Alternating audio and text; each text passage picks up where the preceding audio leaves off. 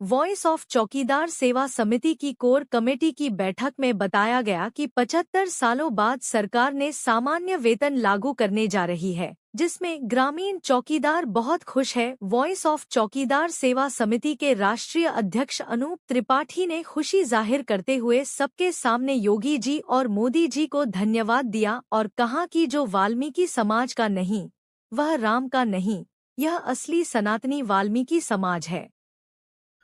आज मैं अनूप त्रिपाठी जी से मिलने, क्योंकि इनका जज्बा देखकर, इनकी युगो देखकर, एक व्यवस्था देखकर कितने जज्बे वाले हैं कि एक निचले तबके के लोग जो हैं, जो कि चौकीदार हैं, उनके लिए ये लड़ते हुए नजर आए। इसलिए मैं कहा कि आज अनूप त्रिपाठी जी से टाइम मांगा और उनके घर पर आके मैंने थोड़ा सा बात करने की कोशिश की। वो तो किसी तरह से उनके पास टाइम नहीं था, लेकिन वो राजी हुए। और क्या हो रहा, अनु त्रिपाठी जी, आपके यहाँ मैं आया हुआ हूँ।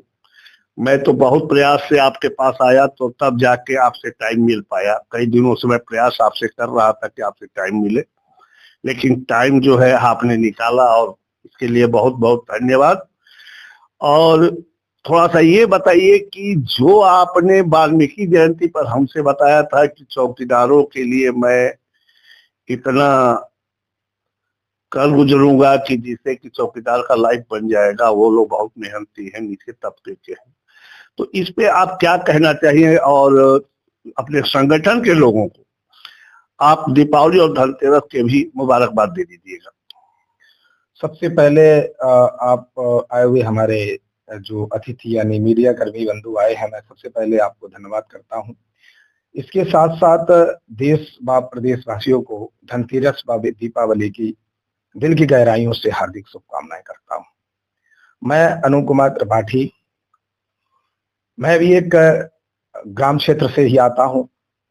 बहुत कुछ अपने जीवन में मैंने देखा।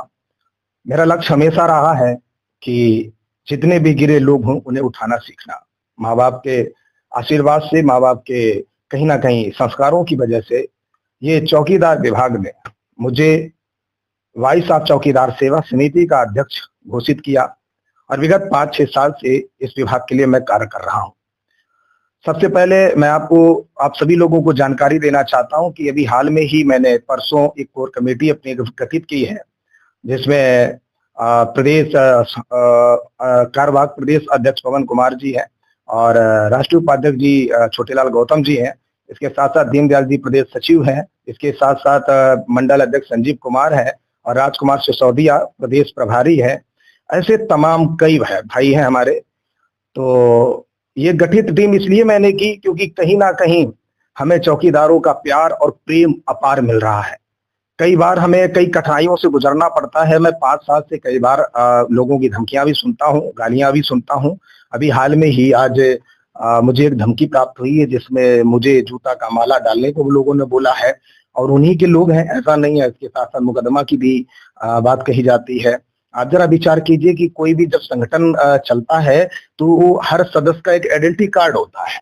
अब उन लोगों को कौन समझाए? तो जब कोई भी व्यक्ति सदस्यता ग्रहण करता है तो जिसका संगठन एक शुल्क लेता है, 100 रुपए 200 रुपए, ये होता है ना। मैं वही शुल्क लेकर के लोगों का कार्ड बनाता हूँ, तो उसको लेकर के मुझे धमकी दी जा रही कि मैं लूट रहा हूँ, ठग रहा हूँ, तुम्हारे ऊपर मुकदमा करूंगा 50 लोगों को लेकर के। तो मुझे देखिए इस चीज से डर नहीं, मैं संवैधानिक कार्य कर रहा हूँ, मैं कोई गैर संवैधानिक कार्य नहीं कर रहा हूँ।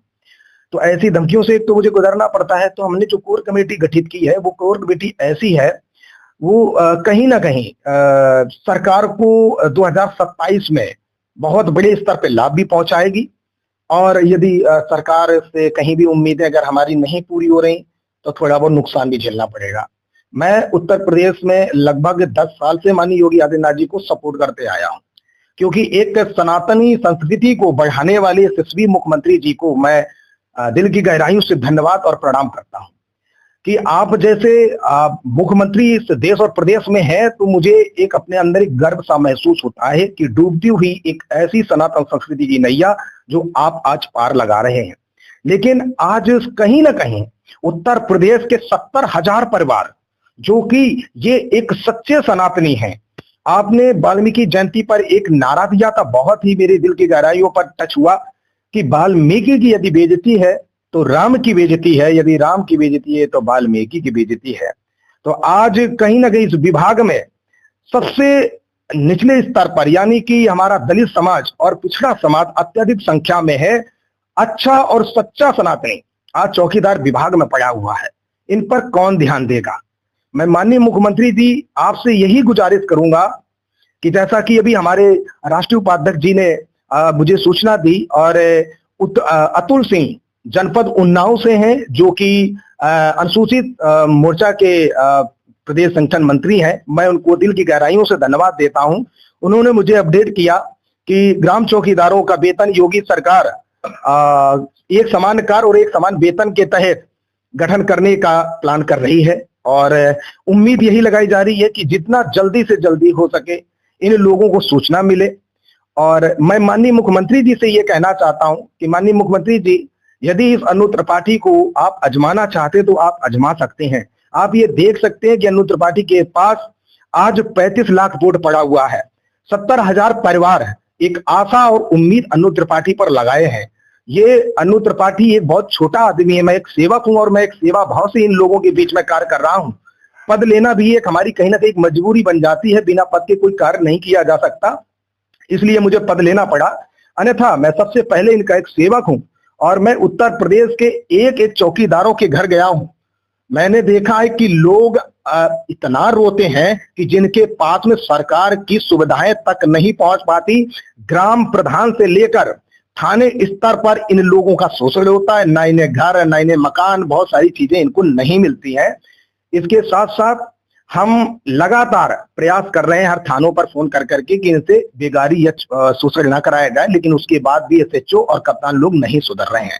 मैं कप्तान महोदय और उत्तर प्रदेश के जितने भी जिला अधिकारी महोदय हैं, मैं उनसे गुजारिश करना चाहता हूं कि हमारे चौकीदारों पर शोषण ना करें, जैसा कि 70 सालों से होता हुआ आया है। आज भी यही हमारे चौकीदारों के साथ चल रहा है। चौकीदारों का जो है, पहले शोषण की बात कर रहे हैं, जैसे कि चौकीदार का मूल रूप से थाने में बुलाते गांव का जो है खुफिया तंत्र के जगह पर प्रयोग करते हैं, और उसमें वेतन की बात आई, आपने कहा कि मुख्यमंत्री जी जो है वो कर रहे हैं। तो इनके लिए आप गांव स्तर पे क्या चाह रहे हैं? मकान, घर, क्या व्यवस्था चाह रहे हैं? क्या इनको वेतन आयोग जो लागू होने जा रहा है, क्या उसमें चाह रहे हैं? देखिए, सबसे पहले जो एक समान कार्य वेतन, ये तो लागू होना अनिवार्य है, क्योंकि आप जरा विचार कीजिए, अंग्रेजों के जमाने में इन लोगों को 3 रुपए मिला करता था। उस समय पुलिस का वेतन 2 रुपए 95 पैसा था। आप विचार कीजिए, जो पुलिस विभाग पीछे था और सबसे मजबूती से चौकीदार कार्य करता था जिम्मेदारी के साथ, आज नेताओं की राजनीति की वजह से वो चौकीदार रोड पर आ गया है और पुलिस विभाग आज उन्नति पर पहुंच गया है। तो क्या उत्तर प्रदेश की जनता या सरकार को नहीं लगता कि कहीं ना कहीं इनका शोषण हुआ है? और उसके बाद 70 सालों तक जो 75 सालों से राज्य कर रही थी सरकारें, चाहे वो कांग्रेस हो चाहे किसी की भी सरकार हो, क्या चौकीदारों पर ध्यान नहीं दिया गया? आज मुझे एक उम्मीद की किरण जागी है कि यदि भारतीय जनता पार्टी ने नहीं कर पाया इन चौकीदारों का उद्धार, तो किसी माईलाल की औकात नहीं है कि इन चौकीदारों का उद्धार कर सके।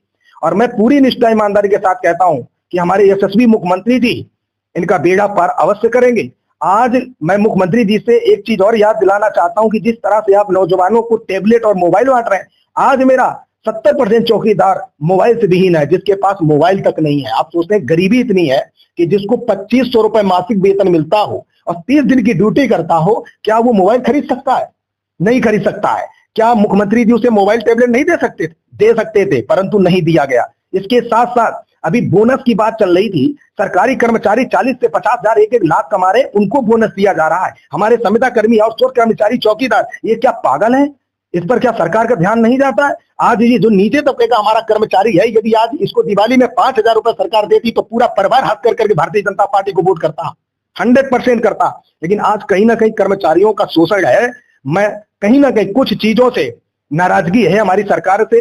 मैं कहीं ना कहीं एक सनातन में बन जाता हूं, जिस वजह से मैं माननीय जी का कोई ऐसा विरोध नहीं करना चाहता हूं। मैं बस माननीय जी से एक ही निवेदन करना चाहता हूं कि आप चाहो जिस दिन भी आवाज दो, आप हमारी पहले जनसभा देखें, आप हमारी भीड़ देखें, आप तब आह्वान करें। अगर हमारे समझ चौकीदारों का सरकार उत्थान करती है और इसी 2026 से पहले, यानी चुनाव से पहले, तो मैं ये ऑन कैमरा बोलता हूं, भारतीय जनता पार्टी के लिए आजीवन मैं उनका एक सेवक और एक दास बनकर इनकी सेवा करूंगा और पूरी पार्टी के लिए रात दिन निस्वार्थ भाव से हम लोग वोट मांगने का काम करेंगे। एक चौकीदार एक गांव का मुखिया होता है, ये सरकार क्यों भूल रही है? एक चौकीदार यदि चाहेगा तो वो कहीं ना कहीं गांव में लोगों से हाथ पैर जोड़ करके 50% से ज्यादा वोट करवाएगा। मैं चैलेंज करता हूं।